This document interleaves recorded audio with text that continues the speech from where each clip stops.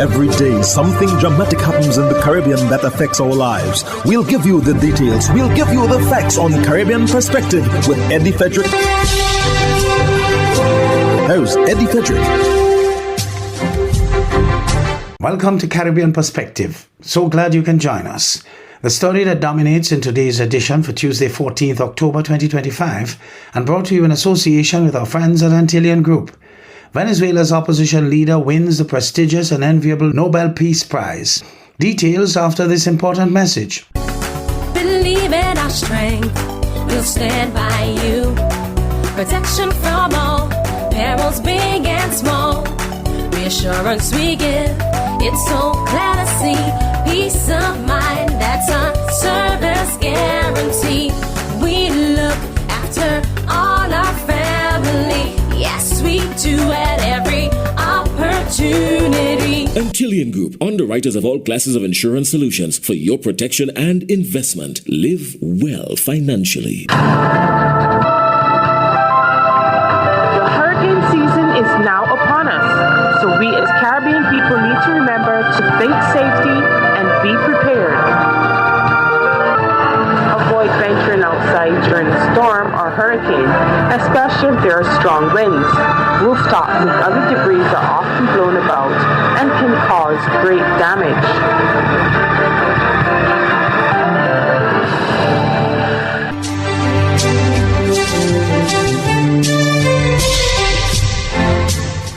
Welcome back. Venezuela's opposition leader Maria Corina Machado won the Nobel Peace Prize on Friday last, winning recognition as a woman who keeps the flame of democracy burning amid a growing darkness. Christian De La Rosa of Local 10 News in Miami reports. Such a heartfelt moment here, this announcement sending shockwaves of hope from Venezuela to Doral.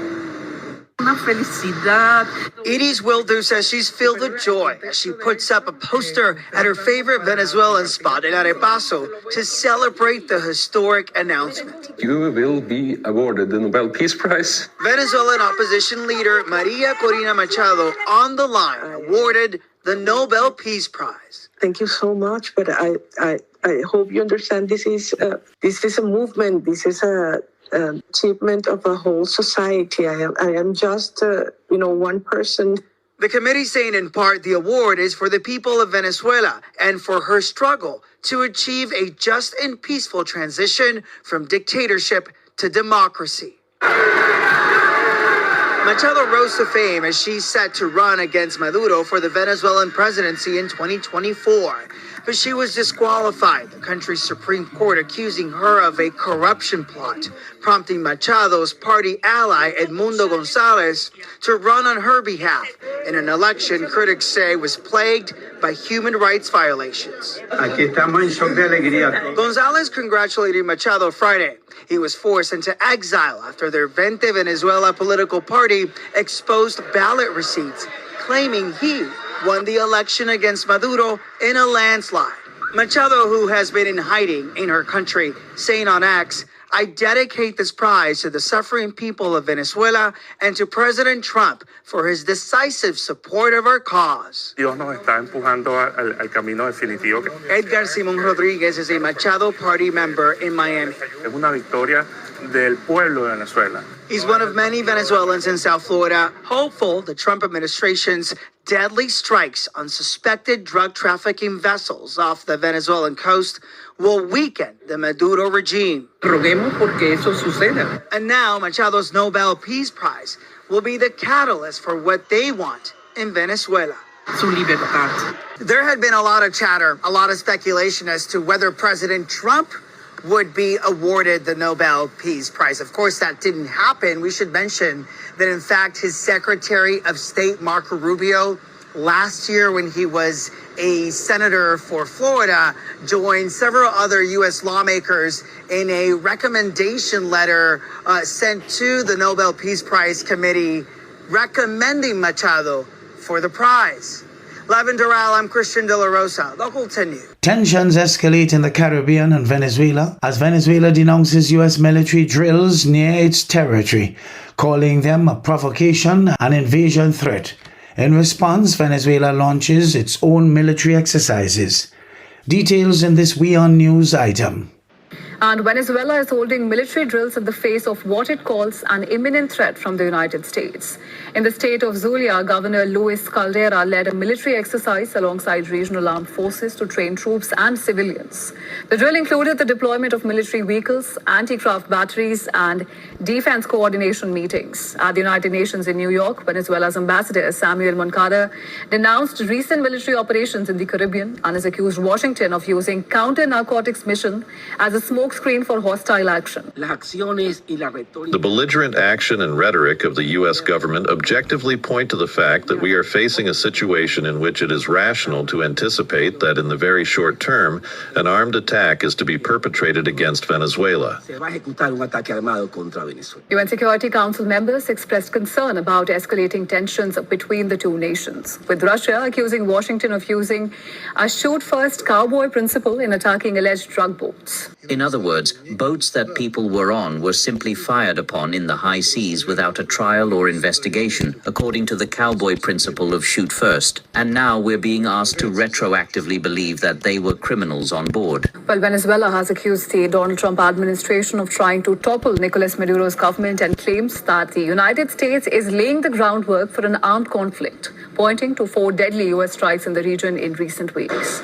Now, the United States has confirmed these strikes targeting alleged drug trafficking boats, claiming that 3 of them departed from Venezuela. 2 men allegedly connected with the Commodore killing fatally shot by police in Jamaica. Details in this TVJ News item. When Police Commissioner Dr. Kevin Blake addressed grieving residents after the deadly shooting in Commodore, he made one thing clear. We will leave no stone unturned as a JCF to ensure that these persons are brought to justice. The police have since intensified their search for suspects. Investigators were first led Jewel's Estate Knollis Bog Walk, where a joint police military team conducted an intelligence-led operation. The police say upon entering the premises, the team was reportedly confronted by a man armed with a rifle who pointed the weapon in the direction of the officers. The lawmen opened fire and the man was later pronounced dead. An M16 rifle along with a magazine and ammunition were seized. In the second operation, another police team intercepted a vehicle in which several men were traveling along Grange Lane in St. Catherine. The occupants of the vehicle reportedly opened fire at the police, triggering a shootout. When the shooting subsided, one man was found suffering from gunshot wounds. He was taken to hospital where he was pronounced dead. The police say a pistol was seized. Assistant Commissioner of Police Christopher Phillips is head of the Area 5 Police. The investigations into what took place in Commodore is ongoing, and there are still information that I cannot divulge. But just to say that these 2 incidents are connected to that investigation, and we will have several other operations, with the intent to try and arrest some of these persons who were involved in that gruesome and awful incident in Commodore. A curfew which was imposed in Commodore and the neighboring Banbury and the Trinity communities. That aside, I just want to appeal to the community, especially in the Linstead area. You might see increased police actions inside there that we want to enlist your continued support in that community. And it might affect several other communities within the St. Catherine space. But just rest assured that the JCF will continue its investigation, and we appeal for the continued support of the public during this time as we seek justice for the victims. The government announced a bounty of $2 million for information leading to the capture of the suspects. Rashida Walker for TVJ News. You're listening to Caribbean Perspective with Eddie Frederick, in association with our friends at Antillian Group, underwriters of all classes of insurance solutions for your protection and investment. Live well financially. The government of the Bahamas scores within its targeted fiscal deficit, as ZNS's Altovis Munnings tells us. According to Ministry of Finance statistics, the Bahamas achieved a 0.5% fiscal deficit for the budget year ending June 30th, 2025. This result is within the government's target range of 0.3 to 0.7% and represents an improvement from the 13.7% deficit recorded in 2021. Minister of Finance, Prime Minister the Honorable Philip Davis, says the achievement is about more than balancing the books, but rather delivering results that make life better for Bahamian families, stressing that every dollar saved on debt is a dollar that can go towards schools, hospitals, family islands, and helping Bahamian families meet the cost of living.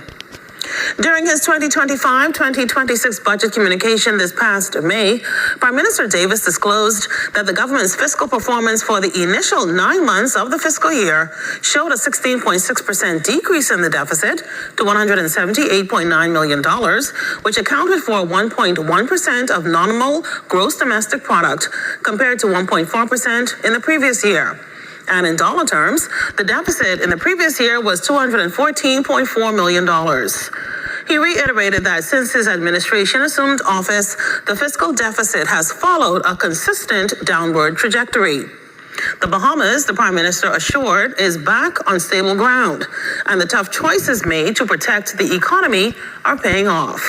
He added that his government remains focused on responsible financial management while connecting fiscal progress to sustainable development, stating that government's fiscal policy also drives protecting the environment and preparing for the future. Reporting in studio for the Bahamas Tonight, I'm Altavis Munnings. It has been 10 days since CARICOM member states, including Barbados, Belize, Dominica, and St. Vincent and the Grenadines, implemented full free movement of their nationals among themselves. And Prime Minister Mia Mottley has been reporting, as expected, there has been no significant rush of people coming into the country since the agreement started on October 1st. Those who have money don't need this. Those who have companies don't need this. This is for the little boy who wants to go and work in the services area down the islands in Dominica because he loves ecotourism.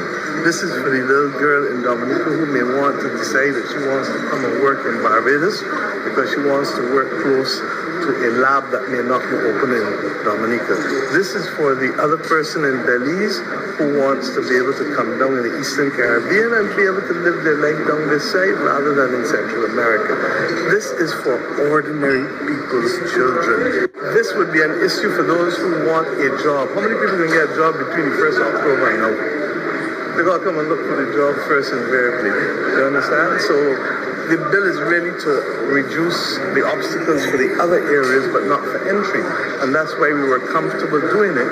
And the unlimited entry was covered by the Minister of Home Affairs, given the instruction as Minister in charge of immigration. HGP's Marvin Gaye reports a leader of a new and united Guyana, ANOG, Mark DeFranc, has expressed deep regret over his party's alliance with We Invest in Nationhood Win Party, describing the experience as a hard lesson in political trust and fairness. I still believe that there is good in people, but the past 2 election cycles have taught me that if you don't have the ultimate say, then you should never trust anyone outright.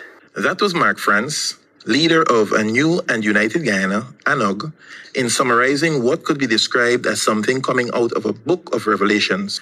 Dr. France did not leave any stone unturned, as he was blunt in venting his disappointment and dissatisfaction that a representative from his party was not given the opportunity to represent in the 13th Parliament. He was adamant that he expected to be treated fairly by WIN. However, their recent collaboration has left a bad taste in the mouth. We had guaranteed representation in Parliament dependent on the success It's out there already. It's known based on some draft agreements that were shared, I guess, with the media. It was reported that the ANOG leader ignored all warning signs and teamed up with the sanctioned leader of WIN, even though some of the party executives did not have confidence in forging such an alliance. France was adamant the issue was not with the other members of the WIN team, it was with the sanctioned individual that resulted in a number of party members walking away after the collaboration with WIN. The ANOG leader is remorseful that the collaboration has turned into a public spat,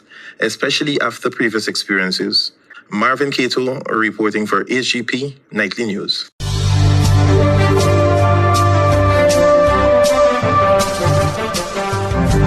I am Eddie Frederick. This has been Caribbean Perspective, a whole new approach to highlighting developments in the Caribbean. In the meantime, please follow us on Facebook and subscribe to our YouTube channel for daily regional news and more, in association with our friends at Antillian Group.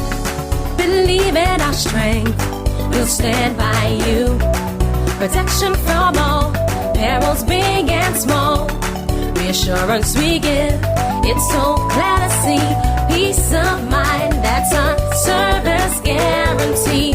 We look after all our family. Yes, we do at every opportunity. Antillian Group, underwriters of all classes of insurance solutions for your protection and investment. Live well financially.